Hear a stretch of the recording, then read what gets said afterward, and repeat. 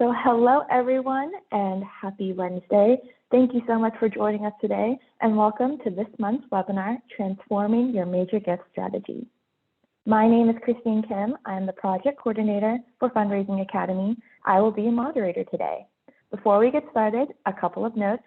This webinar will be conversational with the opportunity to ask questions during, as well as a 30-minute Q&A following the presentation. Please submit any questions you have in the Q&A option within your Zoom controls. Closed captioning is also available for this webinar. To enable the setting, click the CC option in your Zoom controls. The caption size can be adjusted there or in your video settings under accessibility. In the days following the webinar, you will receive an email with a link to access the slide deck and the recording to view again at your leisure. So you've got a cause, learn how to fund it. At Fundraising Academy, Cause Selling Education, we enhance fundraiser skills so they can develop and sustain donor relationships to advance their cause in today's growing giving landscape through a proven contemporary curriculum presented by world-class nonprofit fundraising leaders. We also want to take some time to recognize our important affiliate partners who provide training and education to fundraisers nationally. So check out the map to find an institute in your community.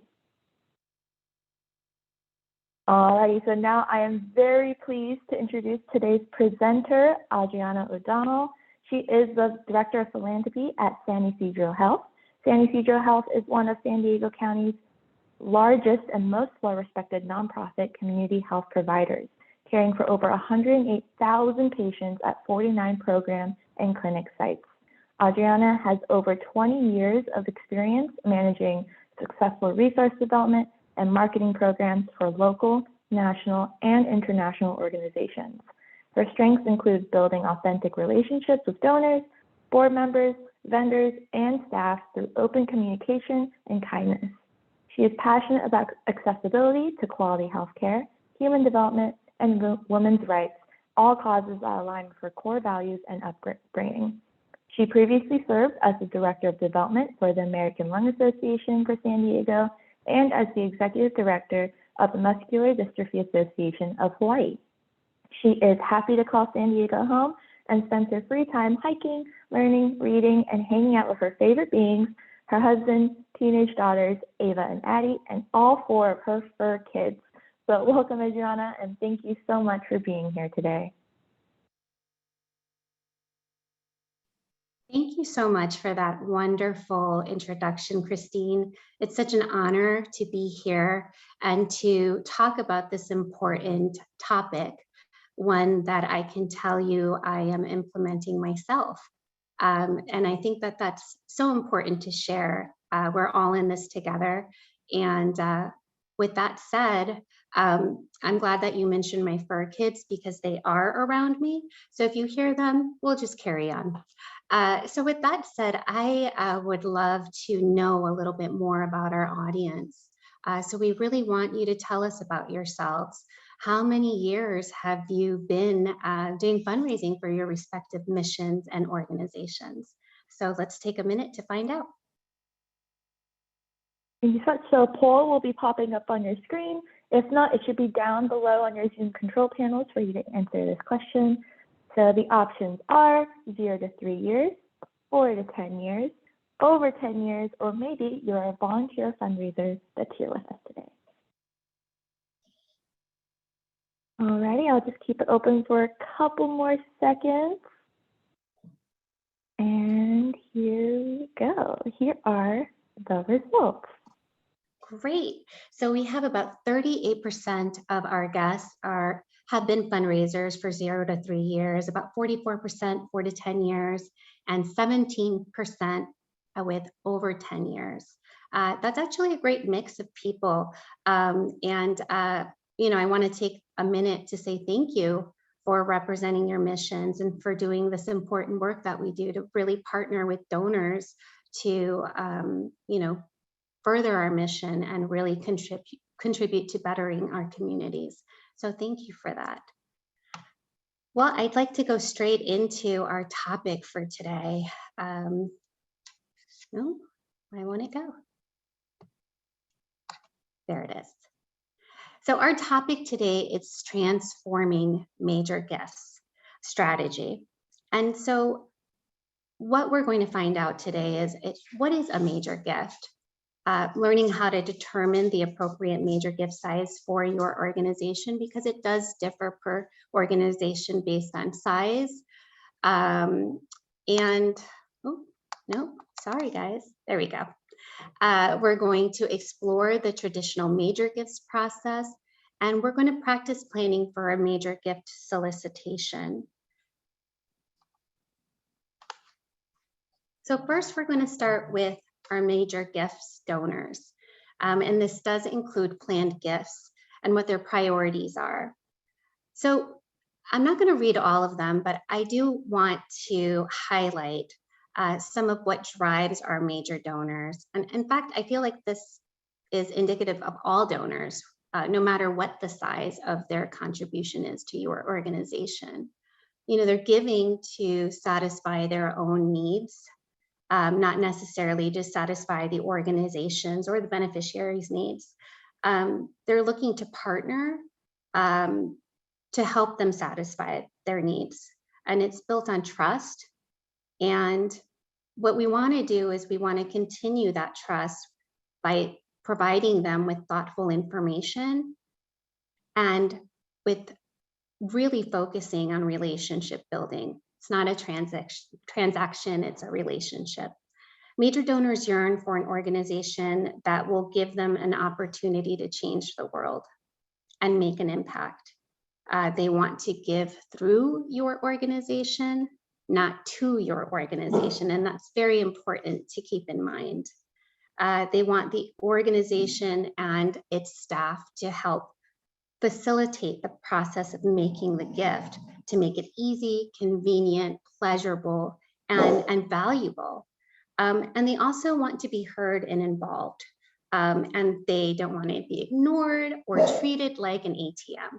I have teenagers, so this one really hit home for me. The other is they want to be engaged in a partnership, and that's really what we aim to offer our donors as fundraisers, to make them feel good, to make them feel as if their donation is truly making an impact. And another point that I do want to make too is, you know, this is even more of a point to make now, especially over the last 2 years. So although our donors may be different from us because of their wealth, they're really just people experiencing the same ups and downs of daily life. And in phone calls and in reaching out, really did hear that from them, how COVID-19 affected them and their businesses. So being empathetic to that and really making the connection during this difficult time for all of us has really made a difference within my own organization.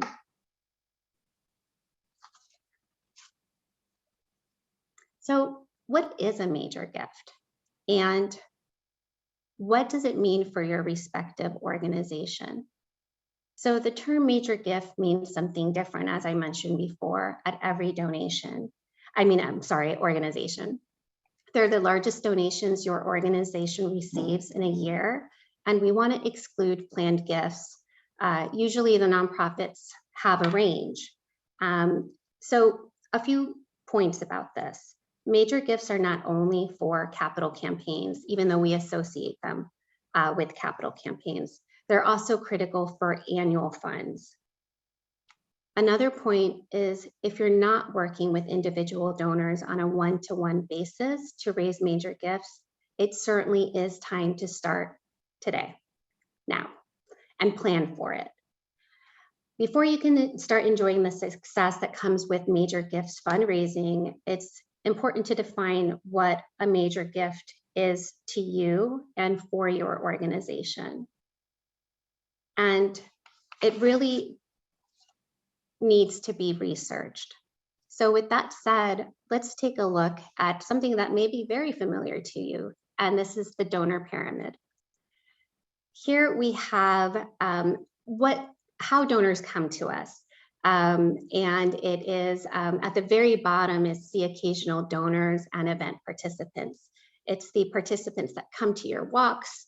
It's the occasional donors that give to your year-end campaigns, or they may have seen an article in the paper and they were moved by your mission. So it's first-time donors or people that give at a much lower amount. Then we have our reoccurring and annual donors. These are the donations that you can count on year after year in smaller increments. And then ultimately at the top of the pyramid, you have your major donors. The idea is to move your occasional donors and event participants to become reoccurring donors and annual donors, and help them move to the major donor category, which really is a commitment to your organization and to your mission. So how do we do this to determine what a major gift is at our organizations? First, we want to pull the 5 to 10 donors who have given the largest gifts to your organization. And you may look within the last year or the last 2 years. Again, COVID-19 has really redefined how we look at our data because it's unprecedented, and none of us have ever had to live through a pandemic. So really going back a couple of years will help to better give you a picture of what to expect. So check your database, identify your 5 to 10 individuals. You want to make sure that you eliminate outliers using the median, not the average. So what does that mean? If over the last year, your donation range is $100 to $500, your median donation would be $250. And then after going through your donor database, you want to set a minimum based on the information provided through your database. And then you want to test your minimum within your database. So to pick a minimum amount, again, it's based on the data.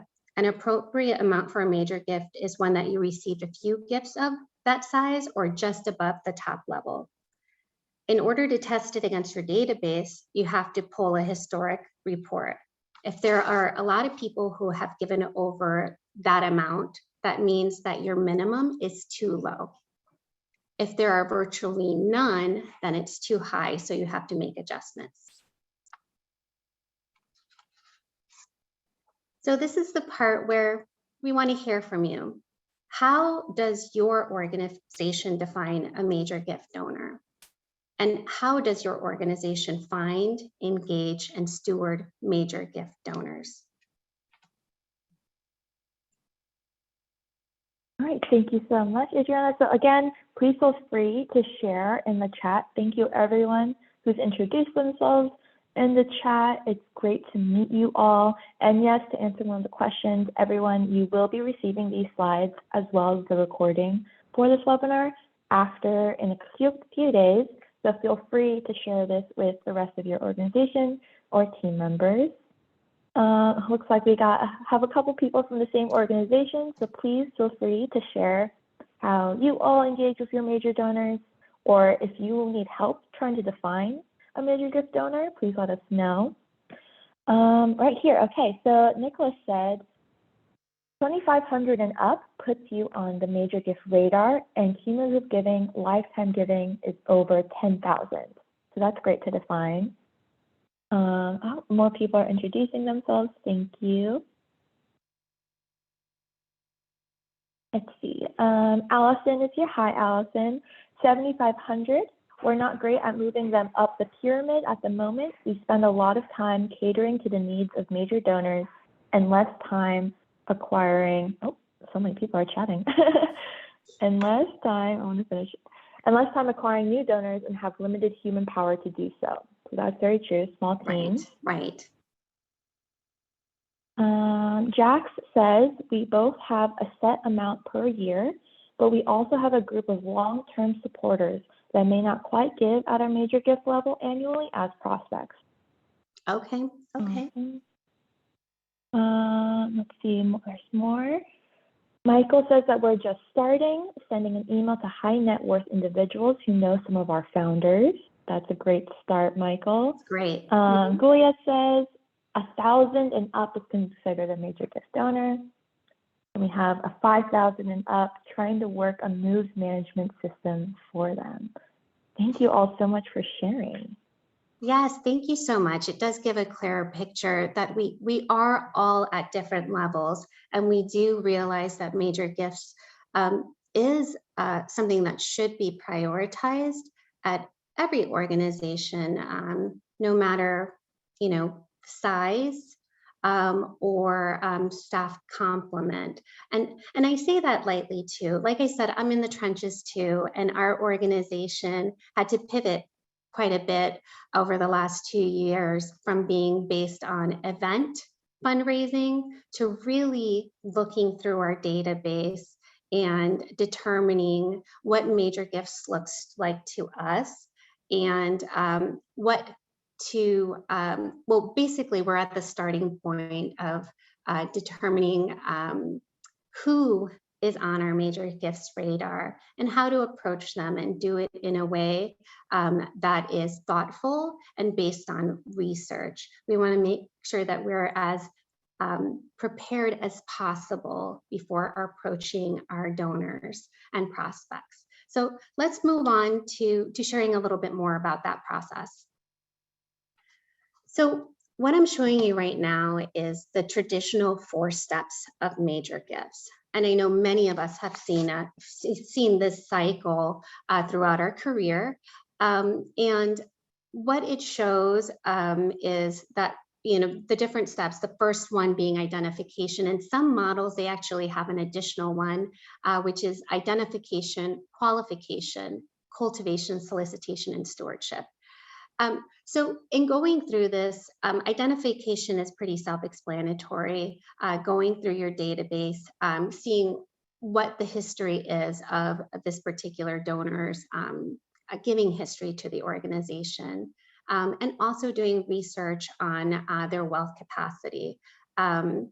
And as far as qualification is concerned, that's when you're looking to see something that's called linkage, ability, and interest in your organization's mission. Cultivation is the work that you do before acquiring the gift. It is information sharing. It is really figuring out what ties that individual to your organization before making the solicitation, right? Before making the ask. And then finally, stewardship is the work that you do after securing the gift. It's making sure that your donor is properly thanked and that your donor is given thoughtful information about the impact their gift has made on your organization and the constituents that it affects in a positive manner. So I've included all of this because if you haven't seen this model already, you're bound to see it soon. And there's absolute value in this model. We've been using it for many years successfully, and it is the traditional major gifts fundraising model. But what I do want to stress is that in the traditional major gifts model, it does appear that each step is weighted equally, which means that you're spending as much time identifying and cultivating as you do in soliciting and stewardship. So it doesn't really differentiate where you have to spend most of your time, right? So moving forward, I want to compare the traditional major gifts process to the cause selling model. And I would like to point out that the cause selling model isn't there to replace the major gifts process. It's there to complement it, to help us better use our time in determining a major gifts program and how to manage it.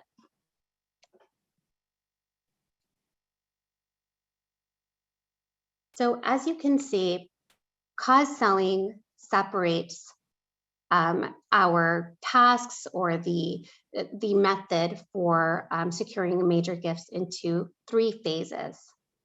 The first phase is very similar to the original major gifts process, where you're prospecting and doing the research, the pre-approach, to determine what drives your donor or your prospect if they're not already a donor.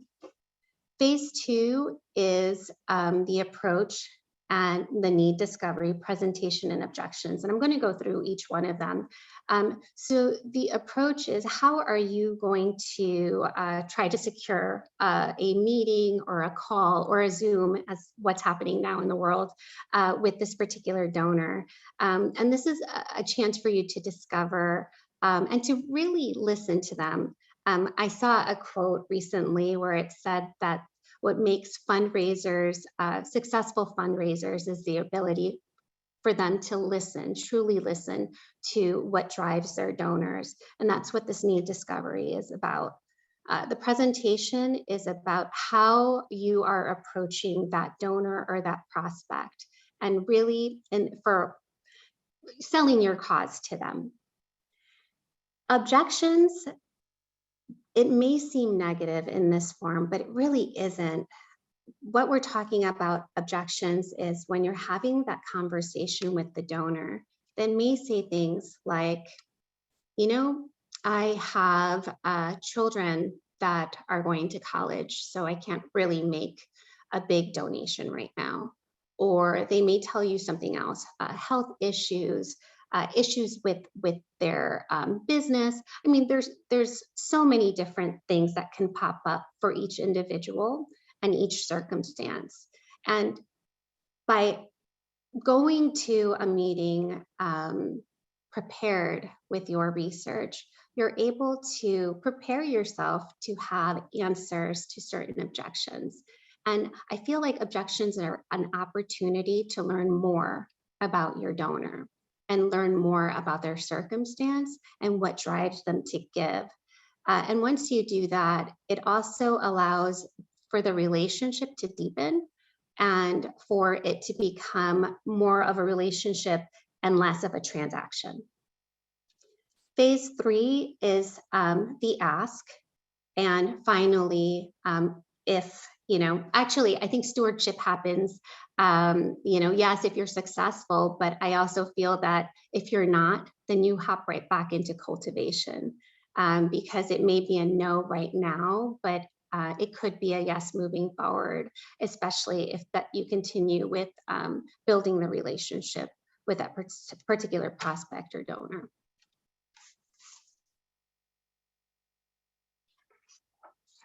So the stages of preparation, I feel like you can't prepare enough, and you really do want to put your best foot forward, because you're not only representing your organization, but you're also representing yourself. So throughout the steps of the cause selling cycle, preparation is stressed 100%. And this is especially true for major gifts asks. So to help map out the solicitation, this slide shows a 3-step preparation plan. This is an internal written document that maps out the strategy for the process and can be easily shared with your CEO, your executive director, your board member, or anyone else that's participating in the solicitation. And I know that I didn't mention it before, but this is really important to determine who should be with you on this journey with soliciting and cultivating a prospect and donor. So what is the ask? How will this gift make a difference? How will success be measured? And again, what objections might you encounter? These are all things that you can determine based on the information that you gathered about the donor or prospect, and much of it already lives in your donor database. So when they say the donor database is the backbone of your fundraising department, your fundraising plan, it really is true.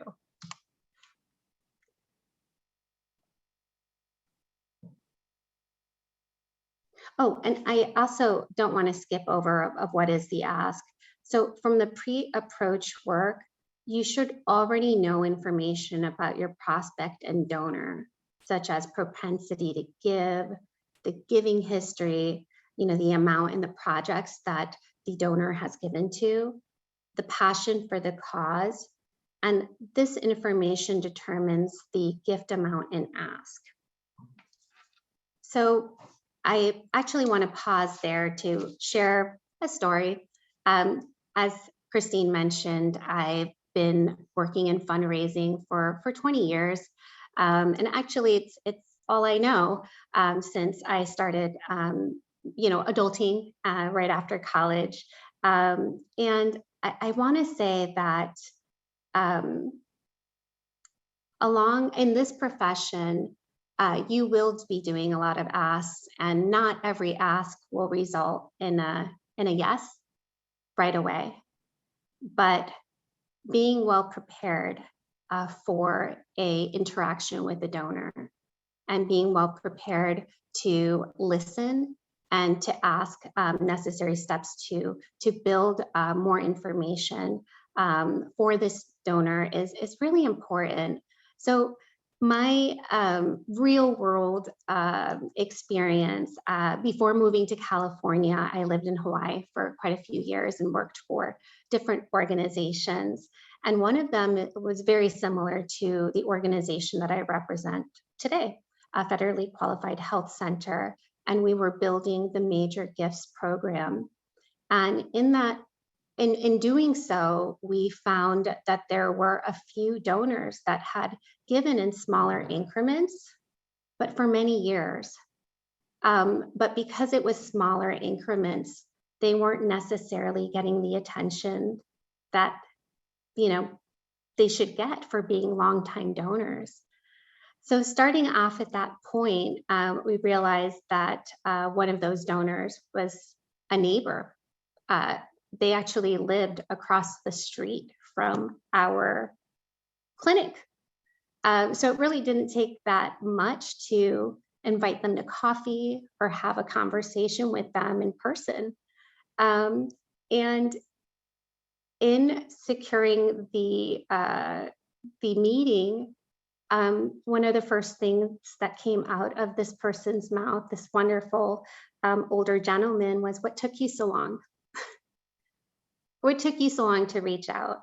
And that really showed that there are times where, in reviewing your donor database, that you can really find gems there based on length of time that they've donated to your organization, not necessarily just in size of gift.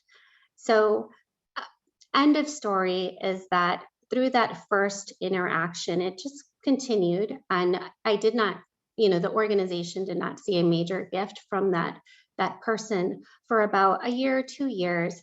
But in that time, a relationship was built to where the donor was given enough thoughtful information about where the organization was headed and what the priorities were for the organization, that they felt trust and cared and listened to enough to make a major donation to the organization. That for them was $5,000. And at the time, that was the major gifts, what qualified a major gifts for the organization.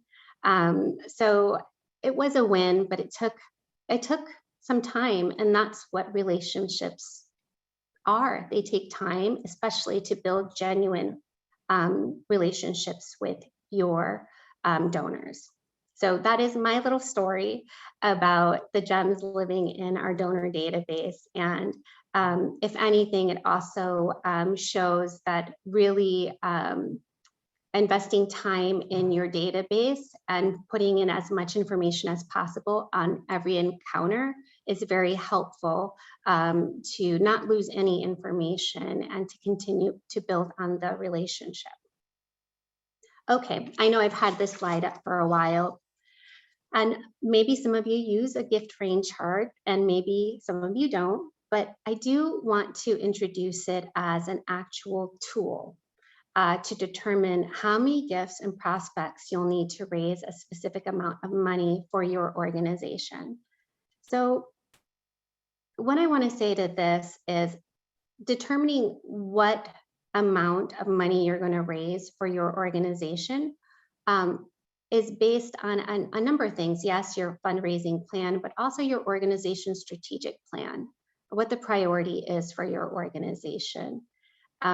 So that's how you can determine if you'll be raising $1 million or more or less, and also looking at your own history on how much you have raised during your organization's history, and if it is doable to raise it by 20%, 30%. So I just wanted to point that out.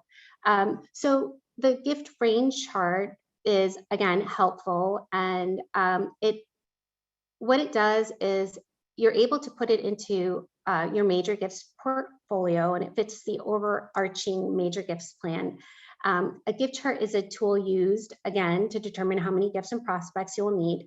These charts are often used for capital campaigns, which is where I've seen it mostly used, but can also be used for, again, major gifts fundraising and also major events. The table is built like a pyramid. The top has a small number of large donations or large gifts, and the bottom has a large number of small gifts. And I also would like to share that in looking through fundraising metrics, what we know is that 88% of all funds raised through fundraising efforts come from 12% of your donors. And this is across the board. So that's why major gifts should be important for you and your fundraising strategies. So here are some tips to build a gift chart. You want to identify the highest level gift that will be made to the campaign. This number depends entirely on your donor database. Do you have a few donors who could give at a $50,000 level, or maybe one big one that can give at a $100,000 level? It's not uncommon for the highest level to be anywhere from 10 to 50% of the campaign total. So you want to assume that you will need 3 to 5 prospects, donors for each gift, remembering that not everyone will say yes. So you'll need to line up a few that you think will be both interested and able to give at each level. So qualifying. You want to build your chart downwards, filling it based on what you know about your donor base and their capacity to give. If your gift table falls short of the target, it's likely that your goal is not attainable, and you may want to adjust it and rethink it. Likewise, if your table adds up to be more than your goal, then you may want to increase it. So the table is flexible, and you can revise the table as you go. In fact, you should do that. As prospects say yes or no to gifts, revising your table will help you stay focused on what you need to raise to meet your goal. So a gift chart is not just handy for planning and keeping you on track for your goal. It can also help you secure major gifts. The next time you meet with a potential major donor, you can bring your chart. The gift chart allows potential donors to become engaged in the campaign, providing a quick graphic for the donor to see exactly where the campaign is and how they might be able to be part of the solution for the campaign that you're raising funds for. So again, make sure to update the chart before you meet with any potential donor so you can show them how much has been raised at each level and how much still needs to come in. And if possible, giving them the opportunity to pay over several years. This is so important. Without a doubt, this will help secure higher gift amounts. So having multi-year commitment also helps you determine what you're able to achieve that year and also forecast for the next. So with that said, I want to hop over to stewardship. And again, stewardship is the work that happens after you secure the gift. it is very important to have a plan. And the plan should state who will follow up, when will they follow up, and how they will follow up. And they is you, your organization. So with that said, taking the time to build a stewardship plan is critical to maintaining a positive and vibrant relationship with your donor. That makes them feel that they're worth far more to you than their checkbook. So as you're mapping out your stewardship plan, you have to be specific, and it can look in different ways for your particular organization, right? For example, one of your follow-up actions can be a thank you card from a board member, if appropriate. And it actually can even be like even the fine little, tasks like who's going to buy the card? What is the card going to say? Who's going to sign it? And who will get it to the board member to sign? Who's going to mail it? And mapping out these steps, even though they seem pretty small, actually helps to prevent any stalling in the process. Because if there's one thing that we know is the thank yous, the acknowledgements have to happen quickly, and they have to happen more than once. So it would be very, easy to have a misstep if you don't have all of these steps mapped out. You could buy the card and it could be sitting on a desk for days and not getting out to your donor. And we want to make sure to prevent that. So with that said, I just want to ask a question of all of you. What does your organization do, and what does your stewardship process look like? Do you have a stewardship process? Yes, just please share in the chat how you all love to steward your donors. And while you're all typing, I do want to share, Adriana, when you shared that story of the donor who was across the street, Nicholas did say, yes, Adriana, spot on. That's why they include lifetime giving totals that are above 10,000 within that group, because you never know how much that means to them for someone who's been giving for such a long time period. So thank you for sharing. Absolutely. And Absolutely. we also have someone say, yay, the 808. Oh, 808, yes, Hawaii, that's Hawaii. And I got to tell you, I still have my phone number from Hawaii because that's the one thing I'm not willing to give up.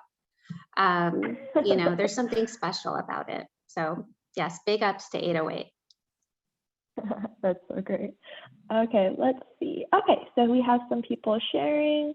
Morgan said, we are working on a more proactive approach versus reactive, including an email drip series throughout the year for donors. That's great. Nicholas, our stewardship process is currently largely tied to 3 of our founders who are still operating on staff. Oh, wow. Advancement staff also follows up with some phone calls, but the major donors are still dangerously tied to our founders. Got it. Got it. Well, that is difficult. Mm-hmm.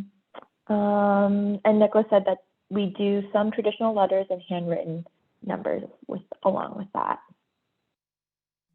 Joy shared that a gratitude and stewardship matrix is a handy tool to keep up with touch points and to keep organizational team members engaged. Okay.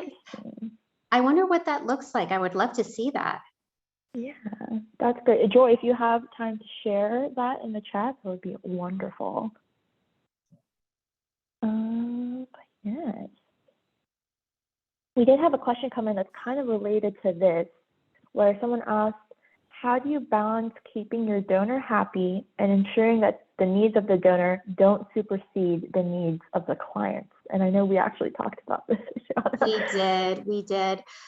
So I do want to say that stewardship has taken a turn because of COVID-19, right? We've had to pivot some of our practices because no longer can we do, the in-person thank you, or, we're reduced to phone calls or these little boxes that I see everyone in on a daily basis, right?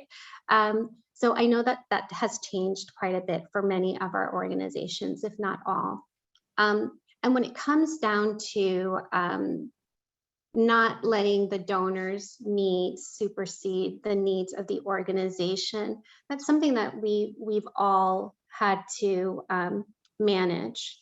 And I can share a few stories if you'd like about it. And I know that Christine and I had mentioned it earlier, but I was on a different webinar with AFP San Diego, and I was actually moderating a panel, and one of our panelists, who is just such a gifted fundraiser and also founder of his organization, he mentioned a story that really resonated, and he made it very generic, and it was about pink apples. Hear me out. So the story goes that San Diego has different farmers with different fruit or vegetables that they specialize in, and it could be green apples, watermelons, whatever it is. But there is one buyer that only wants pink apples, and they come with a suitcase of money. And what happens when that buyer comes to the farmer's market is that everyone's scrambling to be a pink apple, even though they don't specialize in pink apples. And there is more to San Diego's agriculture than pink apples. There's watermelons, there is vegetables, there's just different things. And because of the suitcase full of money, we have farmers changing trajectory and trying to, do you raise pink apples? No, whatever it is you do to pink apples to try to get pink apples, but that's not their specialty. So then we become just a county full of pink apples, and that may not necessarily meet the needs of the community and the community's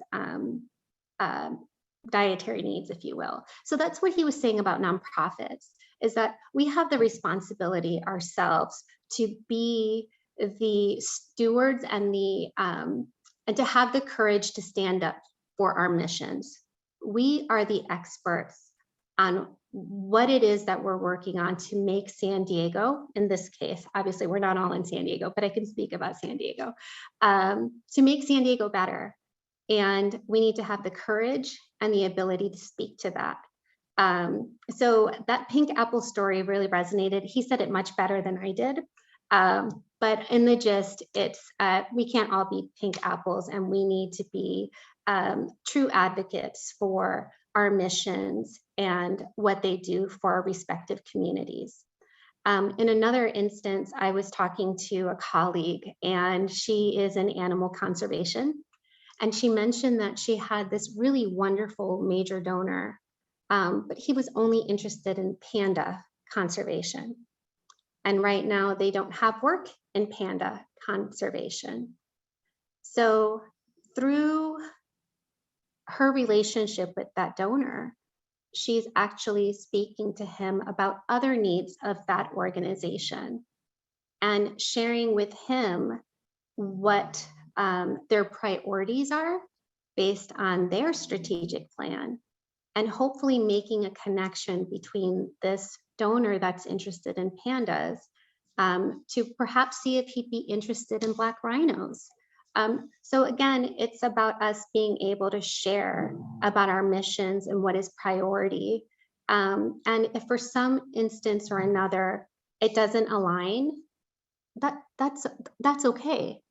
I feel like it is okay to not compromise your mission for a dollar amount that perhaps that donor isn't aligned with you, but maybe with another organization. So that's my 2 cents about it. Anything else in the chat?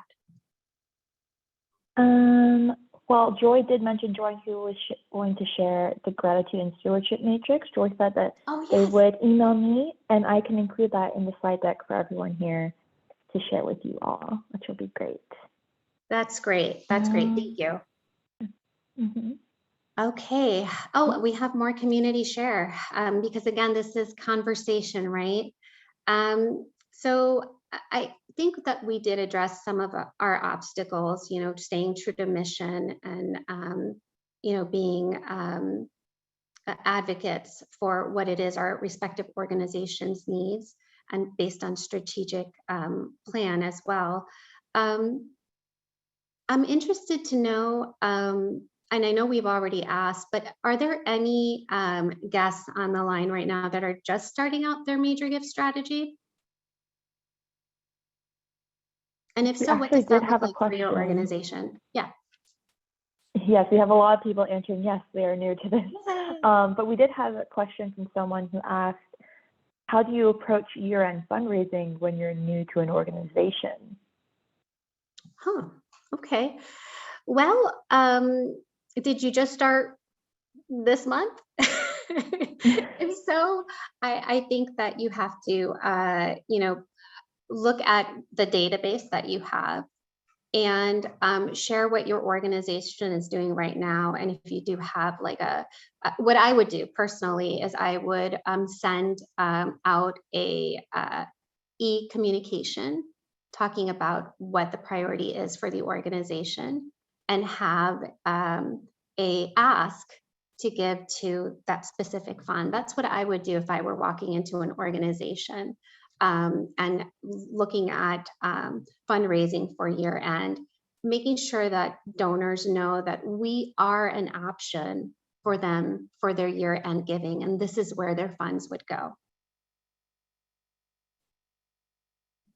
Yeah, we have a lot of people who responded that yes, they're new and they're developing major gift strategy for 2022. Perfect, and we are too. Yeah. Absolutely. Nicholas did share. Nicholas shared, keep it simple and expectations real. Right. That's great advice, Nicholas. Jack said that we have worked with major gift donors, but we're only now trying to codify it and have a proper major gift strategy and program. Great. Well, one of the things that I love about the cause selling model is that it helps in giving you tactics based on sales techniques for profit. And I know that's kind of different, right? Because we're not selling a product and we're not selling a service. We're really selling a mission and a feeling. But what I love about the cause selling model is that it's step by step, and you're able to build your program with realistic expectations based on your database and who you have affiliated to your mission. And also it helps with tracking your time, being better at managing your time. And you know, when you look at your major gift strategy, and I can speak for my organization, I want to make sure that we're also paying attention to the individual donors, because you have to build your base and always have prospects, right? Or else you're going to run out of donors to cultivate and steward to become a major gifts donors. So even though major gifts is important, so is your individual donors. So I just want to make sure that attention is given there too. Great. And I am going to thank you.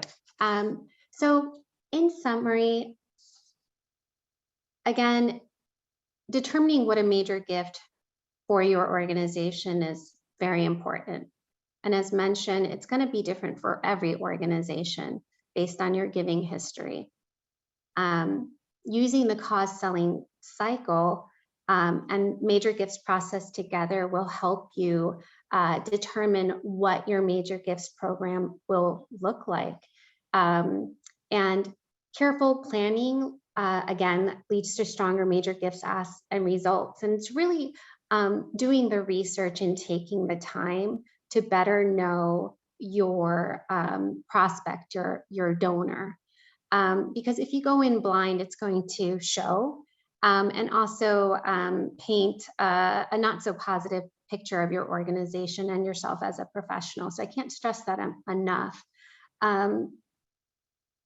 The other point that I want to give about major gifts, and again, I'm here with you. I'm building my campaign too, and really determining what our gift table looks like, and aligning it with my organization's strategic plan is also taking the opportunity to learn from others in our profession, using your professional network as a resource.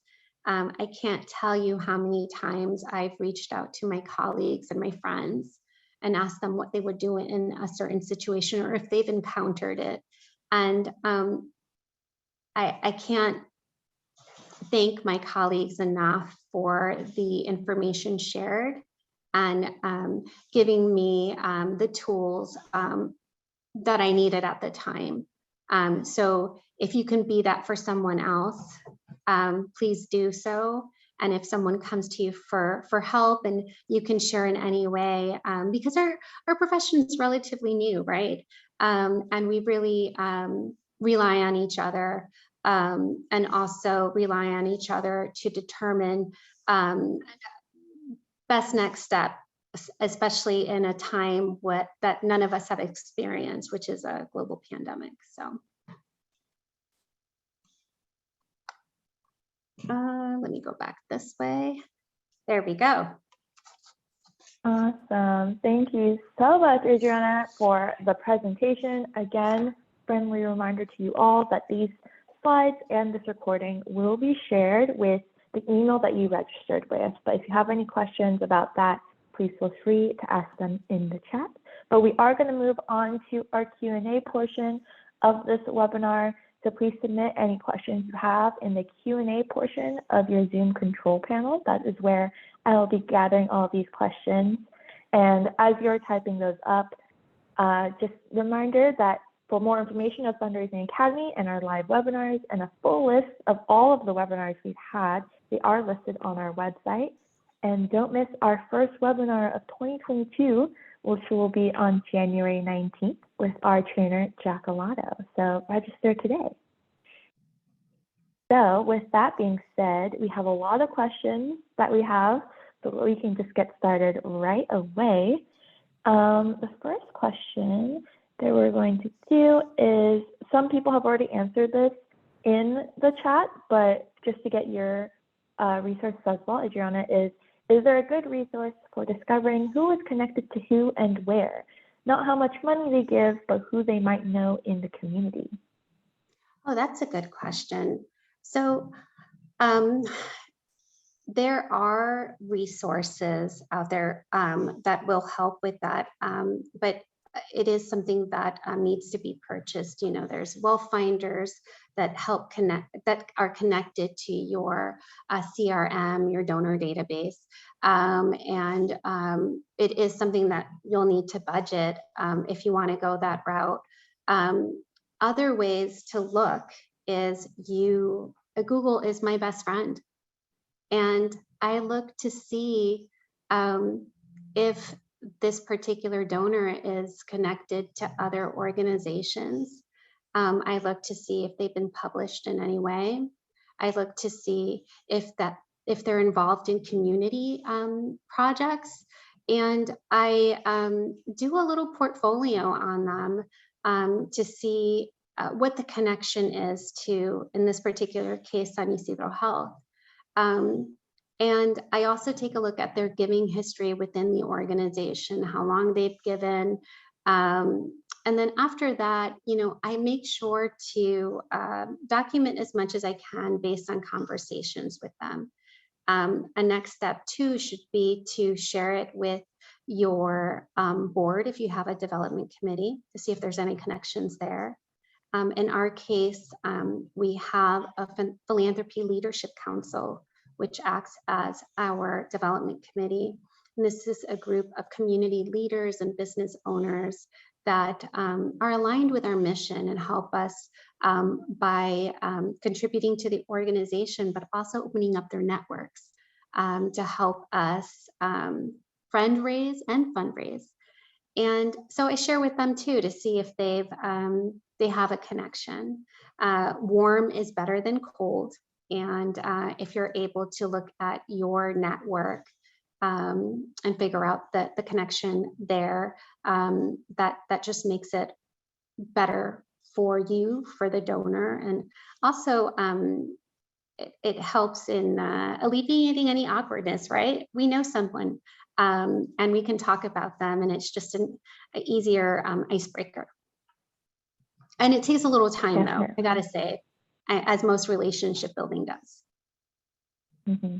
And other people shared in the chat were the LinkedIn for business connections, and then someone else just said social media in general can definitely tell you a lot. Very true, very true. And you also want to make sure that you have that you're methodical with your record keeping, but keeping in mind that what is in your, say, donor profile is what it is.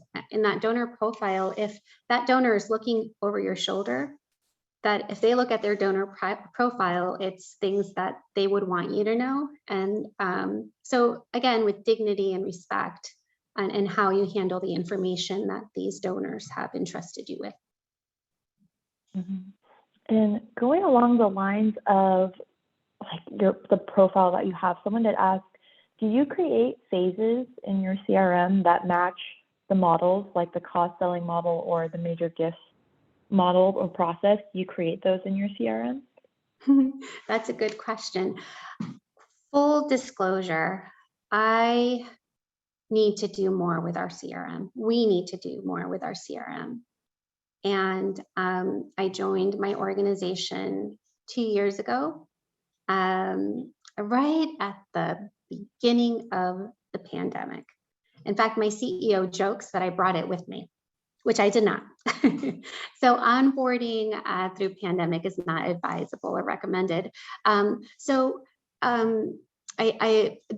was very limiting in being able to connect with donors, as most of you know, especially as a new person to the organization, and trying to introduce yourself and be a part of relationships that may have already been established.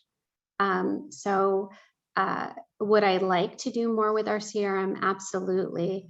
Are we looking at how we can better utilize it as a true tool for our major gifts program? Absolutely. So my answer is I'm working on it. We are working on it because we are a team. Yes, honesty is the best way of going for this. We also had someone ask, could you give some good examples of open-ended questions when you're in like the need discovery phase of your donors and the donors' needs? Yeah, so probably the easiest one is if you are in the room with your donor, say you're in their office, just look around. And are there pictures of their children? Are there pictures of their fur kids? I mean, we're all people, right? And usually you have things that are important to you pictured in your office. And usually I ask about that because it's something that we share in common, right? Love of family, love of fur kids, could be sports related. And I would say that listening and asking further questions is a best way to establish rapport with your donor. But if we're in a Zoom, It's the holiday season. So what are they doing for the holidays? What holiday do they celebrate? And that's just another open-ended conversation. And then tying it back to your mission, of course, because that's what you're there for. So that is my advice. It's another thing too that I always ask about is we're in San Diego, right? And I always ask if they were raised in San Diego. San Diegans are very proud to be San Diegans. And I love hearing the stories of the development and how it's changed. Or if they're from somewhere else, you know, that's anyway. So that, and then tying it back to mission, how our organization is impacting the community. If they're interested in children's services, then I go straight there. Or if they're interested in developments with COVID-19, we go there. So, I mean, it's just really continuing the conversation with them. Awesome, thank you. We do have two questions on diverse donors specifically. So the first question we have is, how do you approach reaching out to diverse funders? Same way as, do you do it as the same way as you approach other approaches, or do you approach them differently? A lot of times people tend to reach out to white donors or white-led corporations, and they're just wondering if it's a different approach for you. Well, I can tell you that I'm diverse, and you know, I think that, like most things in most professions and things that you see, representation matters. And I think always approaching with as much, you know, having the research, understanding your donor and what drives them and what's important to them based on their giving history is really important. And I feel like you also have to really listen. I can't tell you that I approach people any differently if they are white, Black, any color, or any, I just, they're people, and we're trying to partner for the same reasons, right? To make our respective communities better. And in my case, it's because of accessibility to healthcare and social services. But, you know, I also feel like I've had a lot of rich conversations with people that I may not know much about their culture, or may not know much about their religious background, and I listen and I ask questions, and that's the best. So to say differently, no, but if there is something different that I want to know more about, then I ask the question and continue from there. Awesome, thank you for sharing, and thank you for that question, Brittany. Moving on to another question is, how do you reconcile traditional major gift practices and attempting to dismantle the power imbalance between donors and nonprofits? So I think this goes a little bit into the previous question you answered of how do you ensure that you're not over promising to donors who may not align to your mission, but how would you answer that question? With courage, I am an advocate for the patients that we serve. And I just feel like I'm also educating, right, about our services and the lives that we touch. So I'm careful about language and making sure that I don't say words that would be considered derogatory in any way to the people that we serve. So for example, instead of saying a homeless person, it's someone that's experiencing homelessness, or underserved or needy population, you know, it's a population that's under-resourced.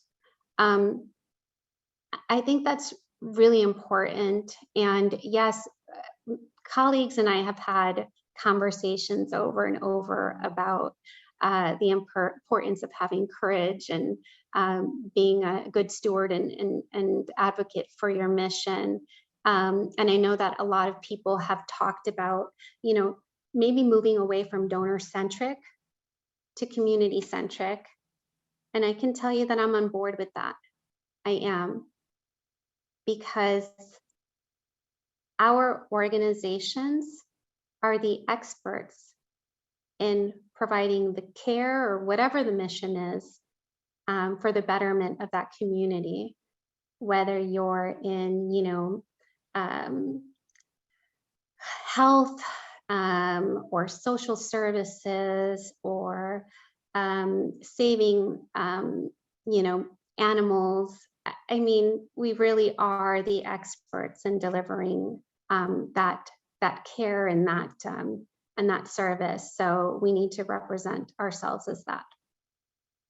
I hope that was helpful, and it's probably something that we're going to continue to see and work through. Awesome. Thank you. And we do have some time, so if anyone has any questions that is too specific or long to type out, which I understand, feel free to raise your hand and I can actually unmute you and allow you to talk. So if anyone would like to do that, please feel free. But moving on to some other questions we have. Someone asked, they are new and they're just starting out to create a major gifts strategy. So they've figured out what their major gift is within their organization, okay, but now they're at a pause. So how would you recommend them develop the strategy for 2022? What would you say is the first step? Why did they pause? That's my question. Well, they're not a pause, but now that they're ready, they don't know what to do now that they've figured out what their major gift is. Oh, okay. So then I would take a look at who's given at that level, right? And if it's 5 to 10 donors, then doing the research behind, how long they've given to your organization, what do they give towards? Was it an appeal for, again, children's health or elder care or rural health? So that you know more about them before picking up the phone and trying to connect with them, whether via Zoom or otherwise, coffee. And so I think that's important, doing the research, taking a look at who's in your database, or if there's a prospect that came to you from, say, your board or your development committee, then again, doing the research and figuring out how to meet with them and what you'd like to discuss with them. So going fully prepared. All right, next question we have is, what are the biggest fails or most common pitfalls you've seen organizations do while figuring out their major gift program? i.e., what do we not do? Well, I can tell you that, and I mentioned it earlier, a successful fundraising department and effort for an organization is to keep it diverse, right?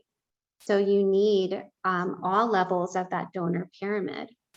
If you don't have the individual donors and people that come through events, then it's hard to move them up that donor pyramid to get to the annual funds and the regular donations, and then upward they go to major gifts. They don't just start right at major gifts. I mean, obviously there's exceptions. So you never want to forget that.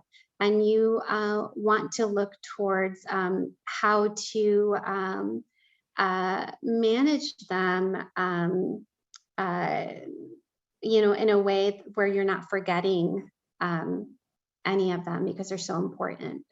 Obviously, annual funds is what you rely on.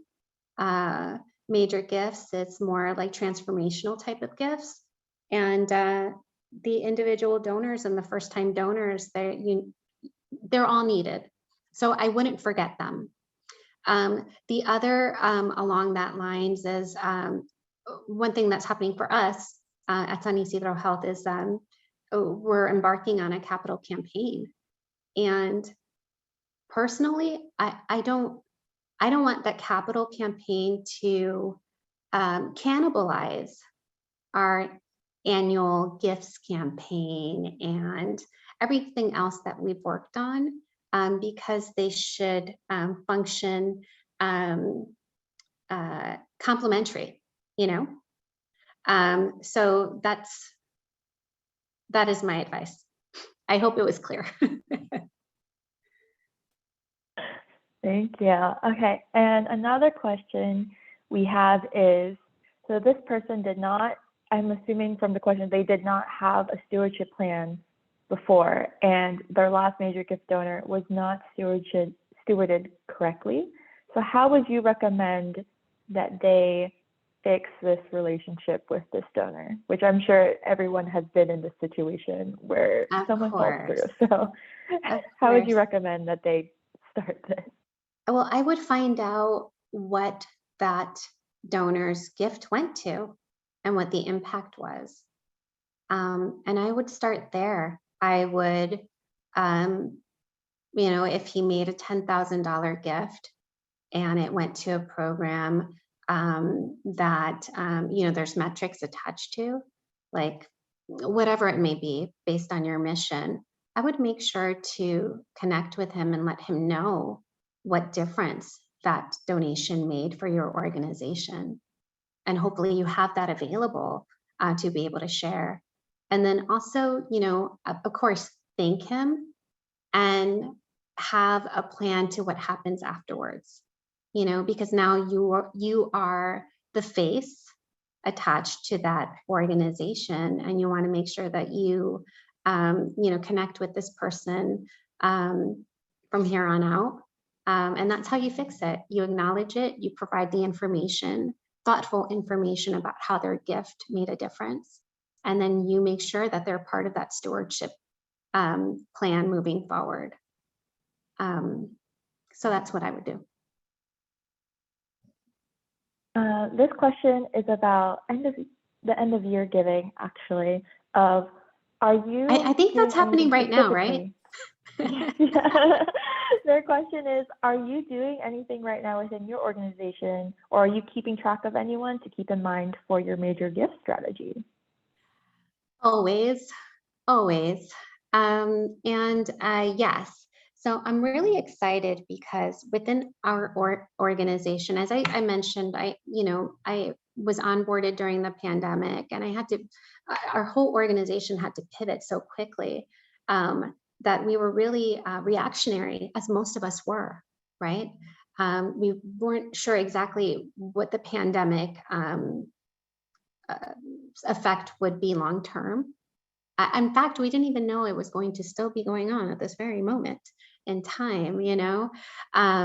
So I'm excited because in looking back at the last 2 years, we realized that digital philanthropy really came through for us during a time when we were focused specifically on events, fundraising through our events, which were very successful and very well known within, our community.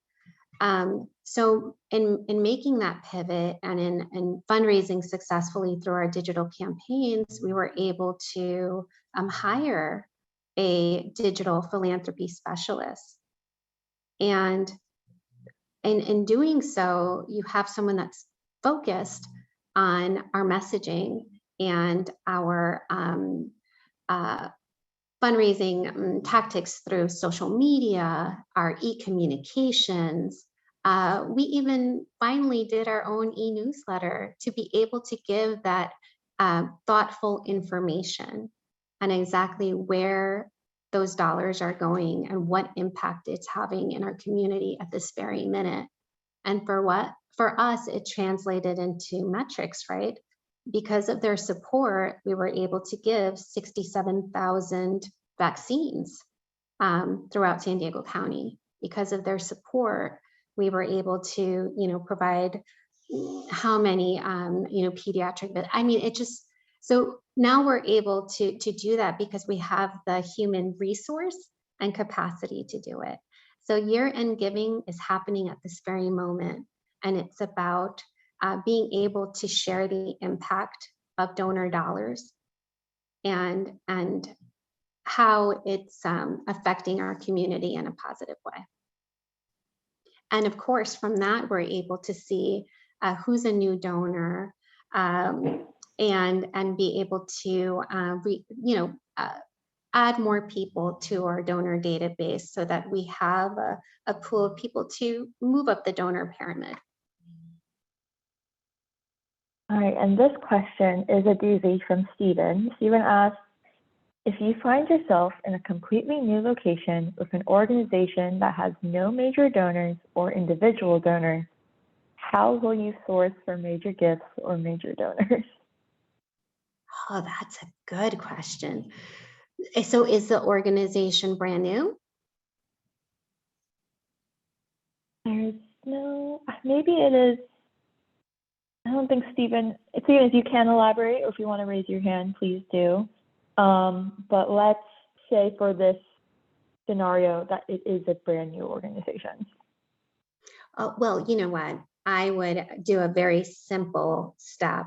I would get, I would have a meeting with your CEO, your executive director, your leadership, your board, if you have a development committee, and really look at your network, your sphere of influence.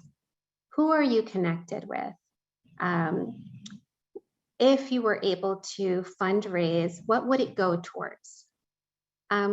That's how I would start. I would look at the people that are already connected to your organization and build inward outward, because these people have already, they already have a tie to your organization. So I would start with the board. I would start with your executive leadership, your CEO, your executive director, and build a network based on their sphere of influence. I hope that helped, Stephen. I think we only have time for maybe 1 or 2 questions, so please feel free, everyone, to type in the Q&A or not. Stephen said thank you. Yeah, well, I hope that was helpful, Stephen. Let's see, we do have a lot of comments here saying signing up new partners is the easy part. Enabling partners for success is where all the hard work gets done. Absolutely. And it's time consuming. It is, but it's worth your time. Mm-hmm. We had, Stephen responded, yes, it was very helpful. We had another person share, we always try to put our ED or board members in front of our major donors so that they can feel that they are having a voice connected at the top. Absolutely. And then I guess a question off of that is, what if the ED or board members aren't available to do so? What do you recommend for that? Well, if your executive team, your CEO, your board, or your development committee isn't available, or for some cases they're not comfortable with fundraising, you may have a CEO that's very gifted but is an introvert, and that's not something that they like to do, and that's a reality. Then perhaps look at your volunteer base. And I can tell you for us as a federally qualified health center, one of the things that happens is that I believe 50% or more of our board members are consumers. And that's part of what needs to happen in order for us to be a federally qualified health center. So, so you're not really looking at, the deep pocket boards, and that's okay. Because what you can rely on is someone that is passionate about the organization. So I would look at volunteers. I would look at beneficiaries of your organization and ask if they're comfortable sharing their story, and build perhaps a list of people that are comfortable and that are willing to share their story. Either you can do a write-up of them. They can be proper coaching, of course. You have to prepare them as you would prepare yourself, so that they're comfortable and feel like they are in an environment that sets them up for success, right? So that's what I would do. I would look towards beneficiaries of the organization and highlight their story. And if that's not available, I would share pictures of what your organization does, because picture really does share so many more words than what we can share alone. So. Awesome. Thank you so much. And thank you so much, Adriana, for sharing your stories and your words of wisdom. We really appreciate it. And with that, I just want to thank our audience for your time and participation. Thank you, everyone who has shared their stories and what their organization is doing in the chat. We really appreciate it. And to help us as Fundraising Academy continue to improve our monthly webinar series and ensure we're providing value to you, we do have a survey that will pop up on your screen at the end of this webinar. But again, thank you all so much. We will be providing this recording as well as the slide deck. Within the slides, it also has Adriana's LinkedIn. If you would like to connect with her, that will be on there. But again, thank you all so much. We hope you all are safe and healthy. And we just want to say to please enjoy the rest of your day, the rest of this year. And we hope to see you all in 2022.